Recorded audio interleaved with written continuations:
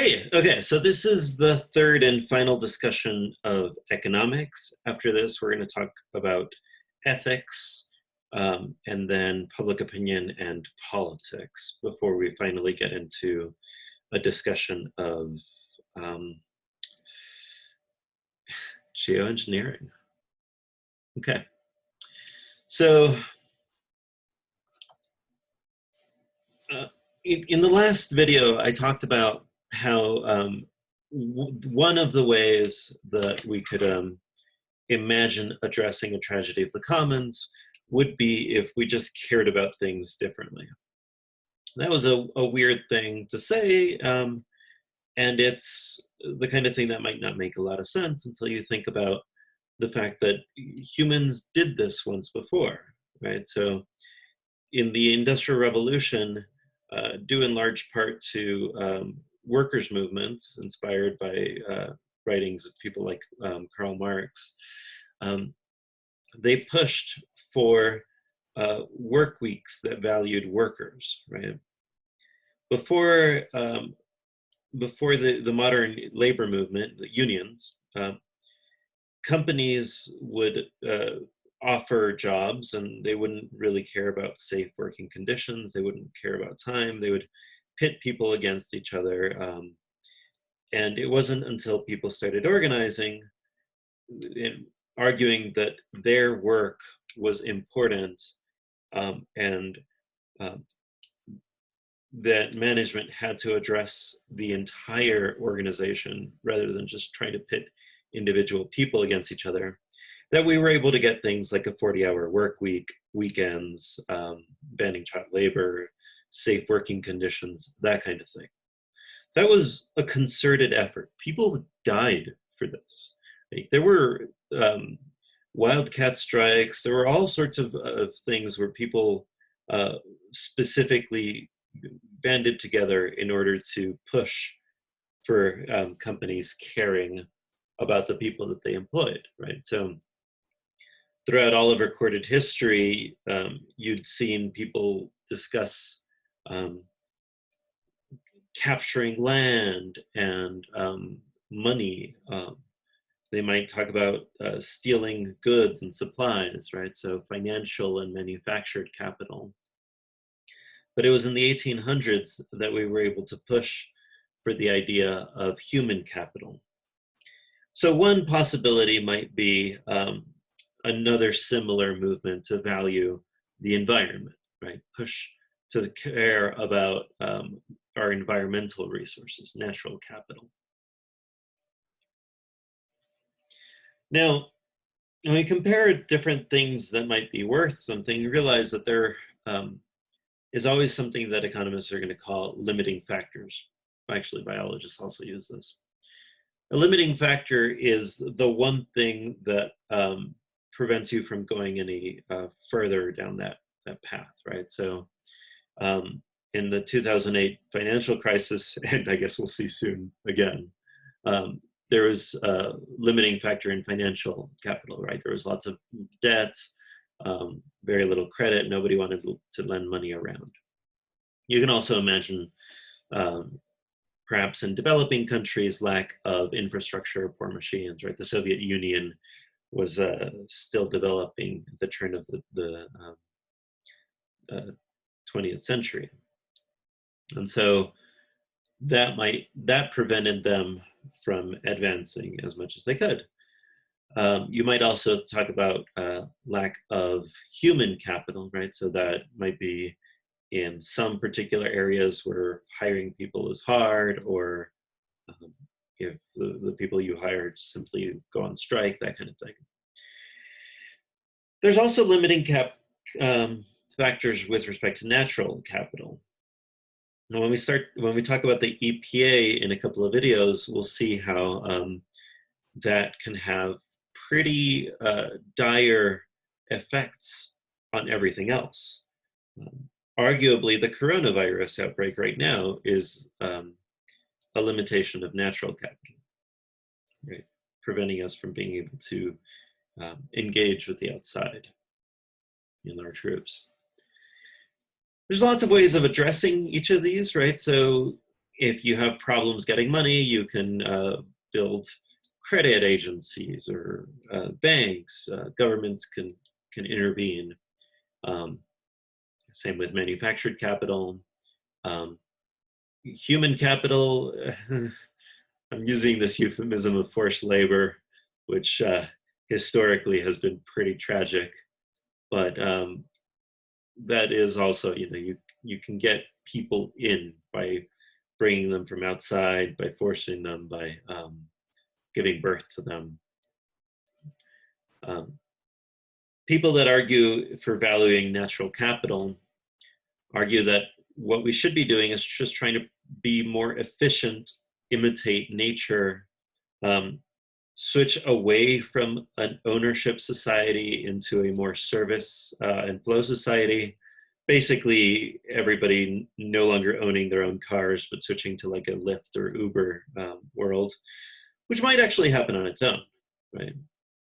Investing in natural capital, that kind of thing. Okay. So we talked about natural capital, about what it would be like to care about the environment. And some of those ways that we might care seem pretty reasonable. Just try to be efficient, maybe change from an ownership mindset, that kind of thing. Stuff that might happen on its own.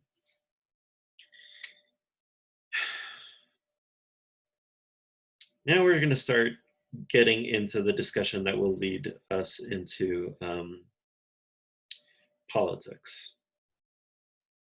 So climate change is one of the hardest problems humanity could face. And we talked about this before.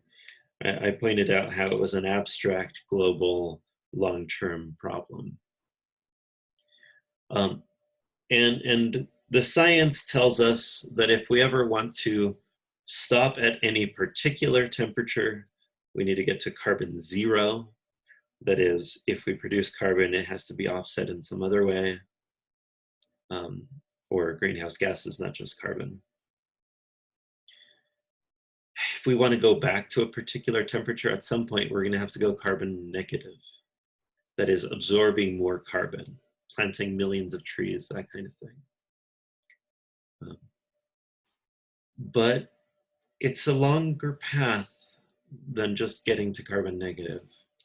First, you got to acknowledge that there's a real issue here. And so I'll have an entire video on acknowledging that climate science is not a hoax. If you think it might be, just bear with me or maybe skip to that video. We'll talk about that. So it's not a hoax. The climate is changing. Okay, so then is it humans? All right, I spent a couple of weeks arguing that it was, giving you all of the evidence for that. All right, well, if it's humans, is it us? Is it our fault? Should we do anything about it? In 2012, candidate Mitt Romney argued that it wasn't America warming, it was global warming. And so everybody needs to be at the table, China, India, etc. Cool, okay. Acknowledging responsibility, that's where we were in 2012. Maybe we've taken a couple of steps back from there, but okay, imagine we were able to get everybody to come to the table. Then you need to motivate action in some form. So provide incentives. That's one way to do it. Force should be an extreme way to do it. We'll talk about other ways of doing it. Regulating carbon, reducing carbon, and eventually getting down to carbon negative. So it's a long path. And it's a path that is more and more, I want to say urgent, but it's only urgent insofar as you care about habitability of this planet. You don't care about that. Who am I to say anything? Okay. So economists have pointed out that, try to study what the issues are with this, right? So as the global economy gets bigger and bigger, we increase infrastructure, energy infrastructure. And since 2/3 of emissions come from infrastructure, it's pretty important to make sure that that infrastructure is as clean as possible. This is one of those things that I didn't understand until I read the Stern report, which I'll talk about shortly. But tractors, buildings, equipment lasts for decades, for a generation. So if tomorrow we decided to change all new productions to renewables, there would still be lots and lots of, say, Carnival cruise lines out there that are polluting. Um, and so the the thing that we need to do is address those first and foremost. If we can address emissions, temperature levels will follow and climate impacts follow from those. Um, and hopefully you can get to a stable environment.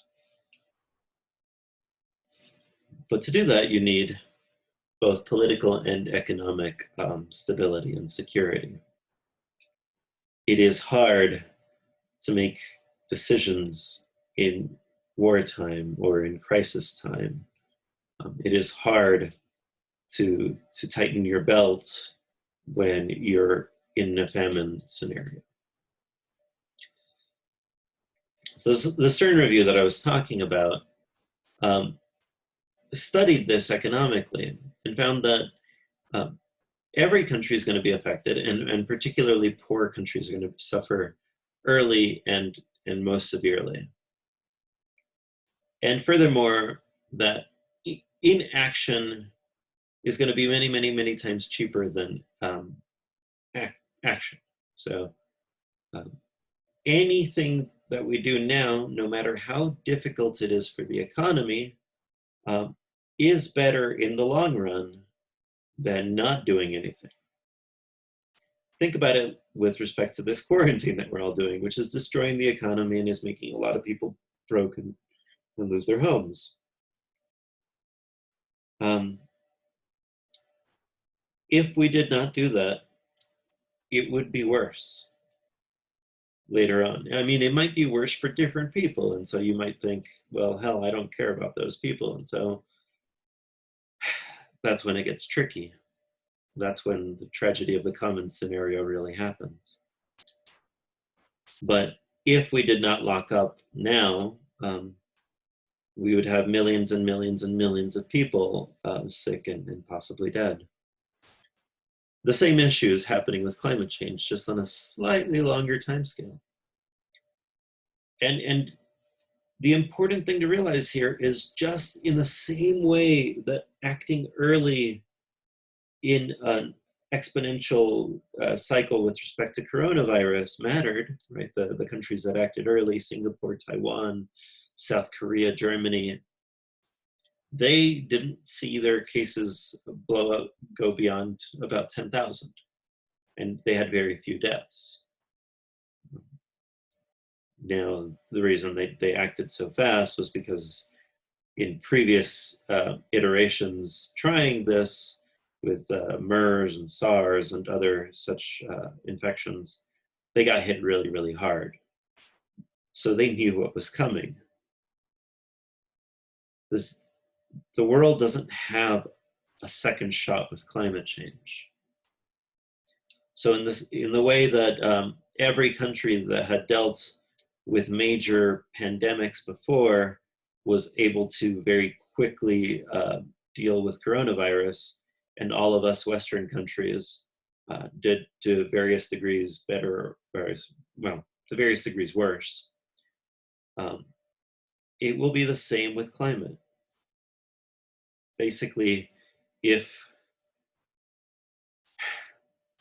we don't have the experience, and so we won't take it seriously. We are not currently taking it seriously. And delay is just as dangerous. This is going to be the greatest market failure the world has ever seen. Already we are paying for the inaction of the past. Nevertheless, global action and good policy can work. And so that particular policy is going to be some unholy mixture of 4 different broad strategies, what are called mitigation, adaptation, acceptance, and geoengineering. We'll talk about geoengineering at a later date.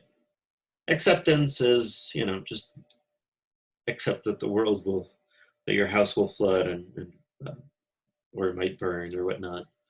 So there's not much to say there, except, that might be good for you existentially. It might not be great with respect to preventing further damage. So for the rest of this video, we'll just talk about mitigation and adaptation strategies.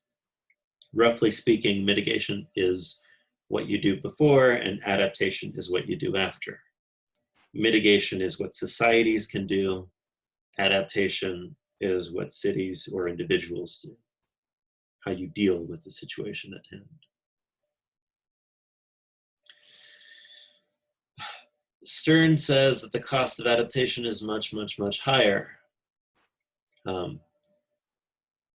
So if we could all get together, we would all do mitigation rather than any adaptation. Nevertheless, every time I teach this class, I have students that ask me, so where should I move? Where in the United States or in the world should I live that would be better to adapt? And I say, well, not Las Vegas, not Miami, not Puerto Rico, nowhere in Arizona.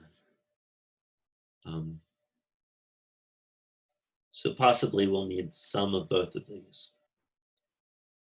Mitigation, building better infrastructure, more renewable energy, having the right kinds of incentives. And adaptation is just going to be dealing with all of the fallout that we've been talking about. So if all we do is adaptation, it's going to be very, very expensive.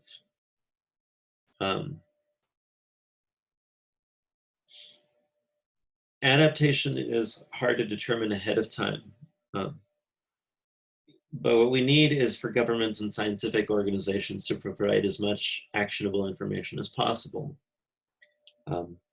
Governments need to make it easier for people to leave Miami or Arizona. Sell it back to Mexico.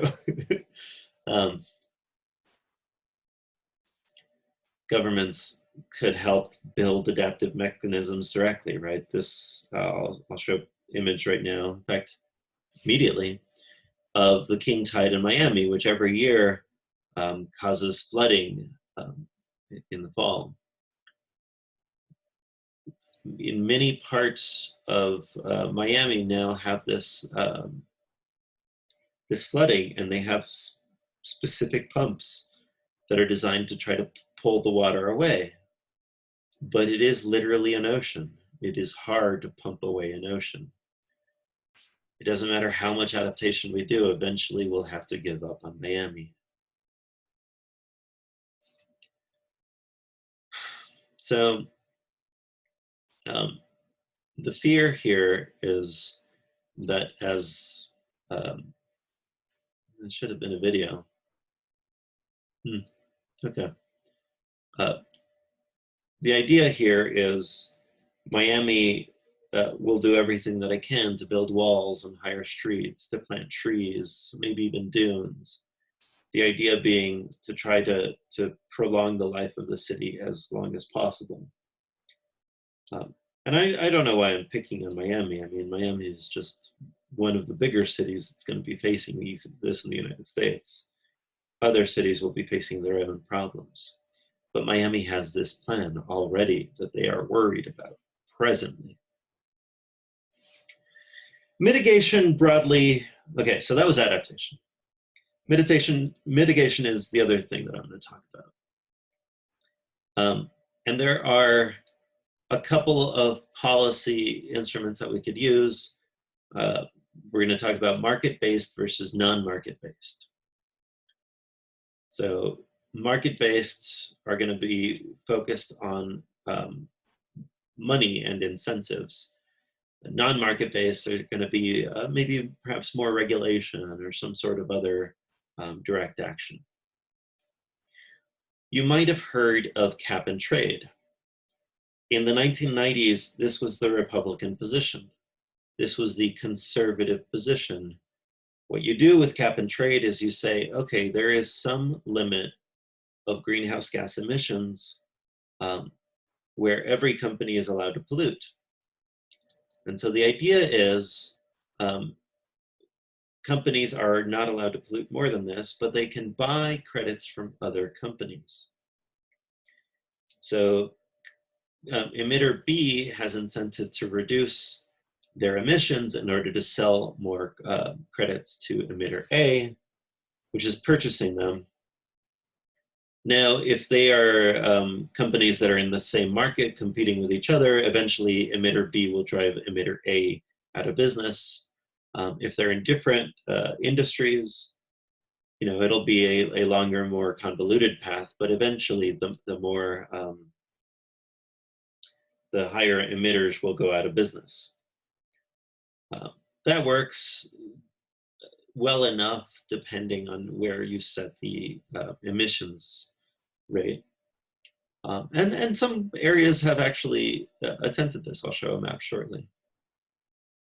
So this is a market-based approach. The government's entire role is just to make sure that it is the companies are playing fair here and setting the right limit of acceptable emissions. There's also carbon taxes, which have been implemented in dozens and dozens of countries. Carbon taxes are different than cap and trade. And the difference is that in cap and trade, what you have is companies exchanging goods with each other. They exchange allocations with each other. So we let the quote unquote free market do its work. With a carbon tax, the government actually gets some revenue. And so the government could use this for any number of programs. Some people have proposed doing a one-for-one trade-off from the payroll tax to a carbon tax. The idea being that everybody would have an incentive to pollute less and people would have more of their own money. So there are two ways of implementing a carbon tax, one that affects businesses, the other one that affects consumers. France had a really catastrophic attempt to implement a carbon tax a couple of years ago, where they taxed the consumers and they didn't really give them lots of ways out, lots of incentives to, or didn't really compensate for the amount of money that they were losing in this increased tax. Carbon taxes, a lot of climate scientists really think that this is the way to do it. In the ideal world, you wouldn't want to rely on carbon taxes by themselves for the reason that if they are successful, then they produce less and less revenue each time. So each time you'd have a smaller and smaller budget. But that is, dealing with a future much, much farther away than the one that we are currently in. So when we combine the maps, we see, let's see, what is it? The green and blue are taxes, are carbon taxes and cap and trade. Blue is taxes, and I should have included the key here. The difference is just whether it's countrywide or municipality-wide. But lots and lots of countries are implementing these, including good chunks of the United States, not Nevada, interestingly. So one thing that some people look as a positive, and I know I haven't given you guys lots of optimism in these videos or in this class so far, but some optimism is that renewable energy is actually a growing industry, and it's responsible for millions and millions of jobs.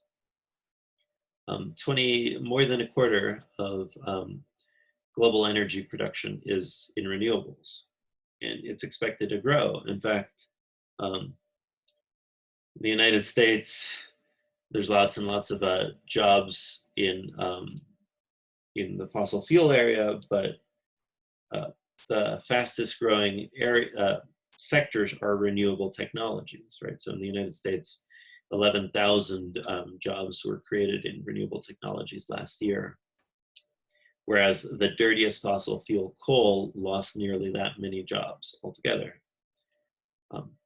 That's good. Like, industry has pivoted towards renewables, and renewables make a bigger and bigger proportion of the production of energy all around the world. So I literally downloaded this data a couple of hours ago. This is the most recent report. It stops in 2018, but yeah, it is growing. Renewables are growing, so there is reason to be optimistic with respect to this anyway. There's green jobs that are just booming, and in fact, that is an area to consider now that you're looking for a job in a recession. So green jobs have this kind of double benefit of helping the economy and helping the environment. The last non-market-based approach,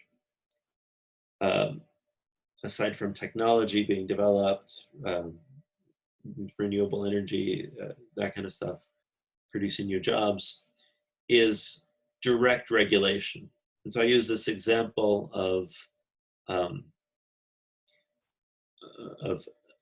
light bulbs and how they have become more and more efficient.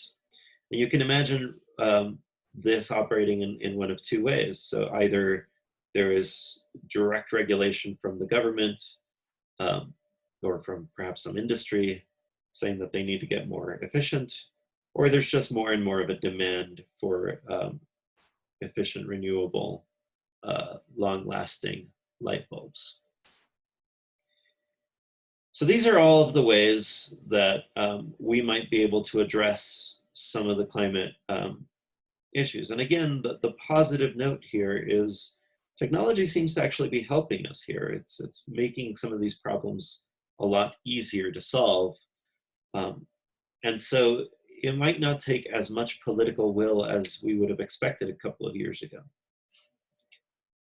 Okay, so that's it for this video. I can't see the time, but it seems like it might have been a long one. The next one will be about ethics. Cheers.